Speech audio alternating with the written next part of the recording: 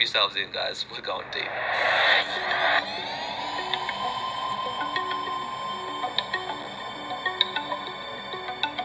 Man, people have been arguing over what God is since the dawn of time. Some people believe God is some bearded dude in the sky who judges you for masturbating, and others believe there is no God at all, which is just as insane in my opinion. So I'm not going to participate in tomfoolery by trying to explain the inner nature of God. It's like, how am I supposed to know? It's unknowable. The purpose of this video is to explore the divine paradox, how it applies to us, and sharing potential spiritual traps that many fall into, including myself. So even though I don't want to fall into the trap of trying to define something that's undefinable, for the sake of this video, let's refer to God as the never-changing substantial reality that underlies everything we know in this universe. There are many names for it: God, Source, Absolute Infinity, the Creator, the Programmer, Infinite Love, Divine Intelligence. God, or what the Hermetists named the All, is by its very essence unknowable. However, there are certain truths connected with its characteristics manifested within existence as far as the human mind can grasp. Firstly, the All must be all that really is. There can be nothing existing outside the All, or else the All will not be the All. Two, the All must be infinite, no beginning and no end. For there is nothing else to define, confine, bound, limit, restrict the All. Three, the All must be immutable, constant, never changing. It cannot be added to nor subtracted from, increased or diminished. It must have always been and must always remain. And four, the All is law itself, from which all laws emerge. Nothing but the All can escape law, period. At least without negative consequence. So even though God and his intentions cannot be known by humankind, what can be known are the natural laws that construct this very existence. And these natural laws are universal and immutable, meaning that they have always been true and will always remain true whether your perceptions align with it or not. So do not mistake natural law for religious doctrine. If they're not true 100% of the time, then it's not a law. The Hermetists believe all theories, guesses and speculations regarding the All is but the childish efforts of mortal minds trying to grasp the infinite. This pursuit has always failed and will always fail just from the very nature of the task. Those who pursue this rabbit hole end up traveling around and around in the labyrinth of thought, kind of like a hamster which frantically runs in its hamster wheel, traveling forever and yet reaching nowhere, just to be standing where he started. This is a common mistake when people try and seek the existence of God within existence itself. But how can the universe be created by the All if the All is infinite and cannot add nor subtract a portion of itself, since there is nothing new outside the All? Well, similar to how you create a universe of your own in your mentality, so does the All create universes in its own mentality. As the first Hermetic axiom states, all is mind. When we create, we don't use outside materials, nor do we take away a portion of ourselves, yet our spirit pervades our mental creation. Think of famous comic book creations such as the Marvel Universe created by Stan Lee. The Marvel Universe, along with everything in it, including all superheroes and villains, are mental creations of his mind.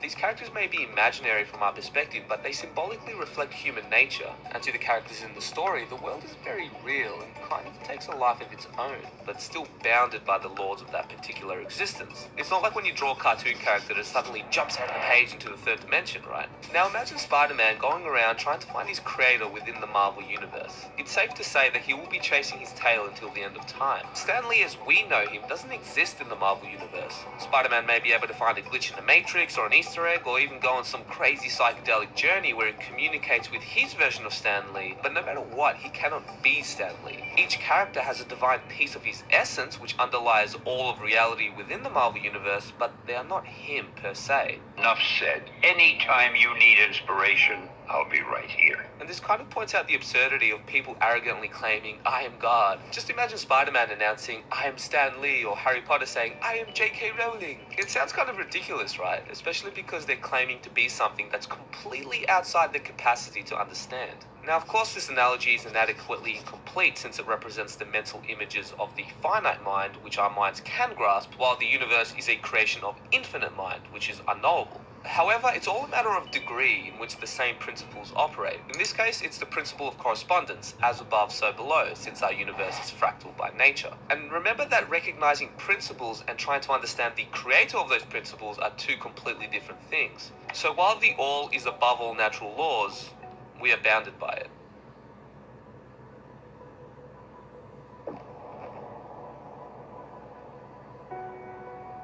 The All is in the earthworm, but the earthworm is far from being the All. As many of us know, the universe is full of infinite paradoxes and contradictions, but the masters have learned to recognize and reconcile paradoxes by understanding both sides of polarity, the relative and the absolute. Absolute truth is things as the mind of God knows them, while relative truth is things as the highest reason of humans understand them. And like everything in life, it is and it isn't.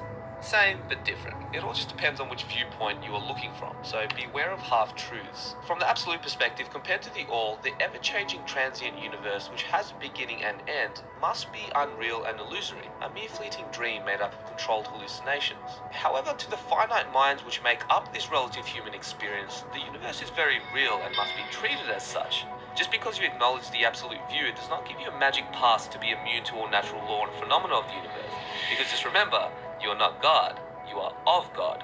The universe and everything in it is an expression of the all, and whilst we can have a perceived experience of unifying with God during certain states of consciousness, this does not mean that you are the big dog himself.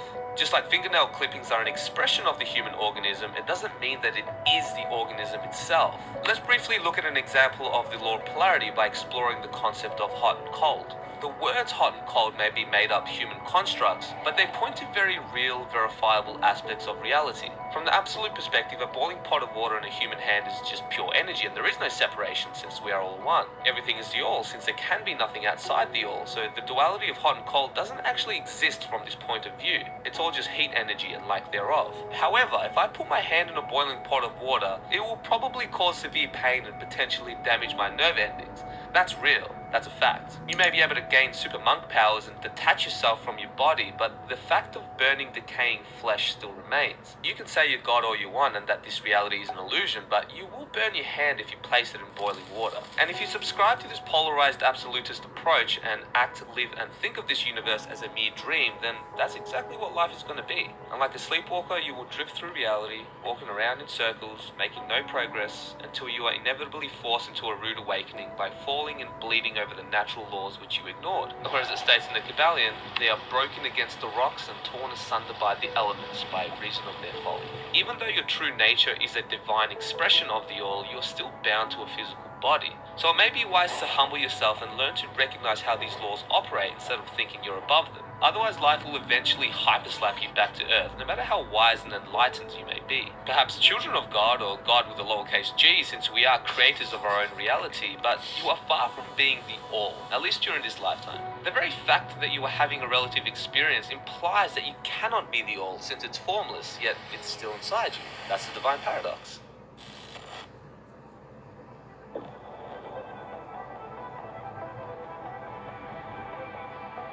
So why am I so caught up with semantics? Why does it matter if you're God, if you're of God? Aren't these all just dualistic concepts that are an invention of the human mind? It's an important distinction to make because if you confuse being of something with being the thing itself, it can be very easy to fall into egoic traps. And this is a common problem when the ego has mystical experiences and gets involved into spirituality. While certain experiences can feel extremely real and give you glimpses of truth, many times people completely misinterpret them. And it's not their fault, I've been guilty of this as well as many others. The very nature of the ego wants to understand and identify with everything, and it's especially sneaky with using spiritual practices for its own agenda, which is known as spiritual materialism. Let me, a mortal man with a limited mind, tell you what God, the unknowable, really means. Yeah, not exactly the most humble approach. In my opinion, this is the height of spiritual ego.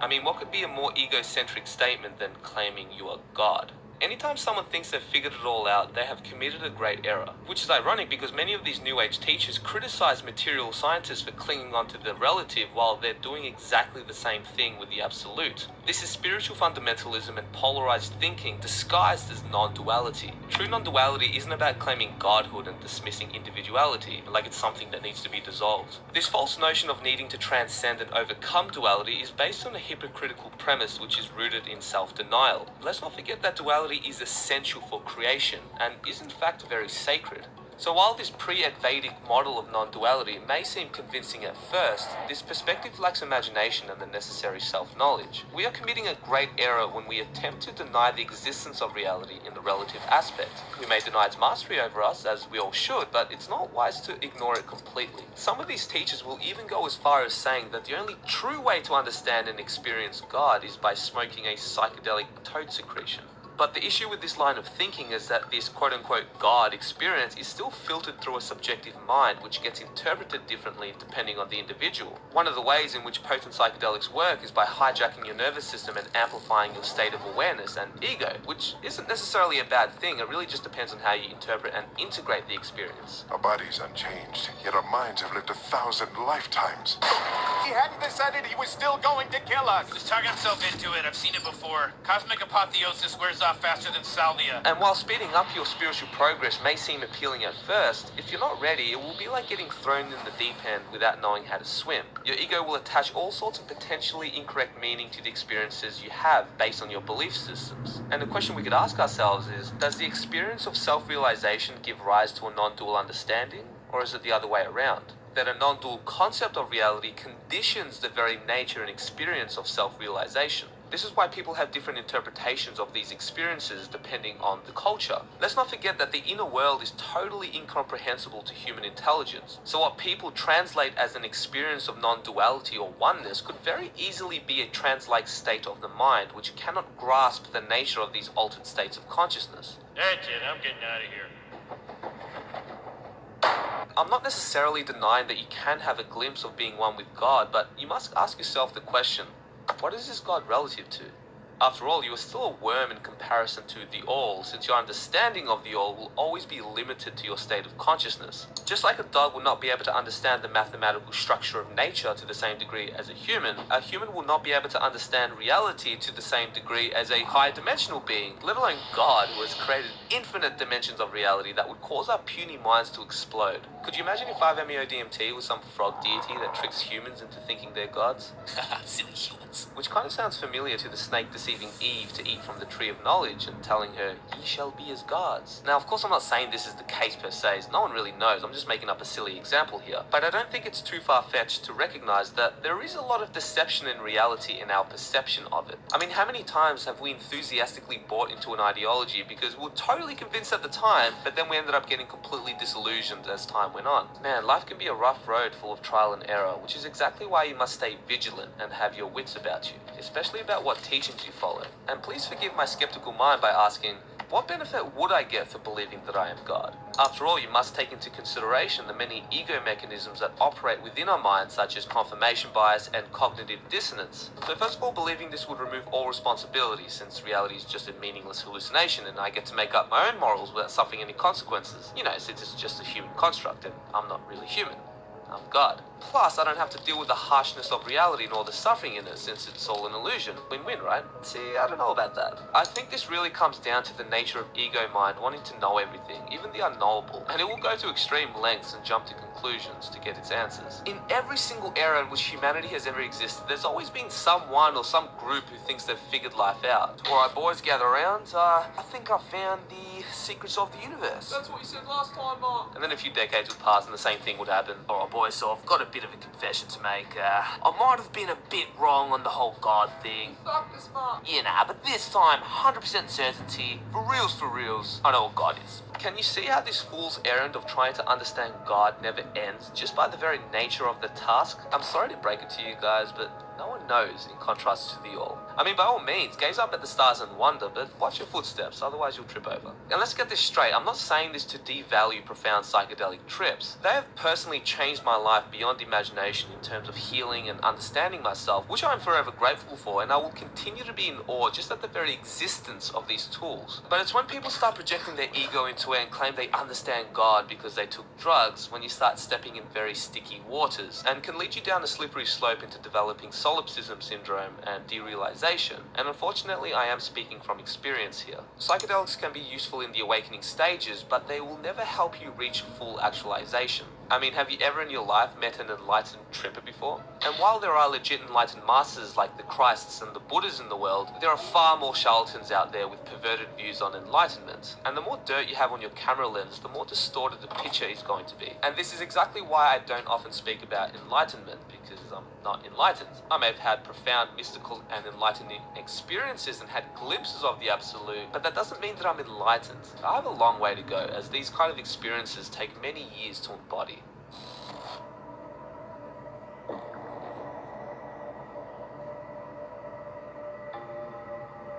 This is the divine reality in many ways. After all, it's only in the relative plane where things actually happen, literally. This is where the divine gift of consciousness expresses itself in infinite degrees and where everything comes together, which is a freaking miracle to witness. We are inevitably lucky to be here and even have this experience at all. It's the separateness of reality that's illusory, not life itself. And if everything's God, then shouldn't you treat this reality as a divine gift instead of denying it?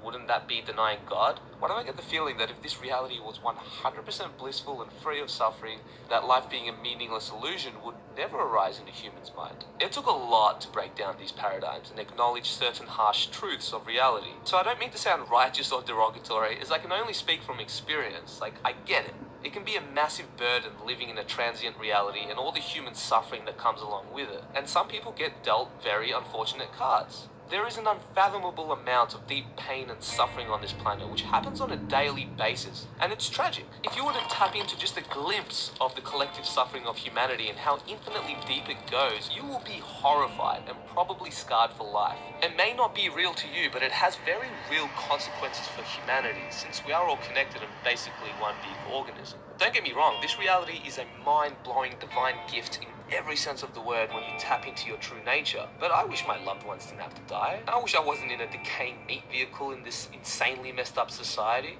I wish people weren't committing suicide every day. I wish child trafficking wasn't real. And you may say I'm just projecting my judgment into it because I don't know what God's plans are or why there is so much suffering in the world, and you would be right. It's not my place. But that's the thing, I'm human. How can you blame me for being upset about these things? And I think this is an important key that's missing from many of these quote-unquote spiritual teachings. And that is sincerity and genuine compassion for our brothers and sisters who are suffering. But it's all real. It's all happening. And whether you like it or not, your actions does have a massive effect on humanity. And while we should all ultimately aim for unifying with God and not dwelling in our human problems too much, we must also acknowledge and honor the stage we're at. I highly doubt we're going to get from war, famine, and slavery, which is where we're still at today, to instant enlightenment and godhood and slip into a reality where darkness doesn't exist and it's all light and bliss. I think that may be a bit idealistic. Who knows, maybe one day in the future when we evolve into higher dimensional beings where duality doesn't exist and we become closer to the all, we can get away with not doing anything but just meditating and dancing in the Garden of Eden.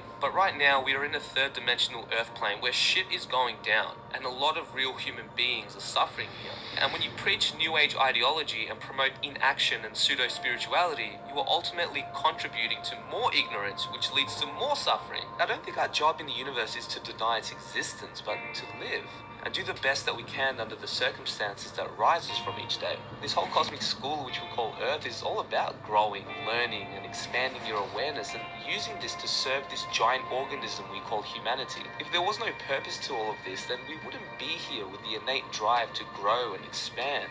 Meaning is scattered everywhere in the universe. It's up to you whether or not you want to recognize it, to see God within all, and even more importantly, to serve God and spread light and knowledge onto this dark world that has forgotten its divinity. Selflessness is not about becoming enlightened so you can ignore the sufferings of the world. Selflessness is about having perspective, and the only way to have true perspective is through love.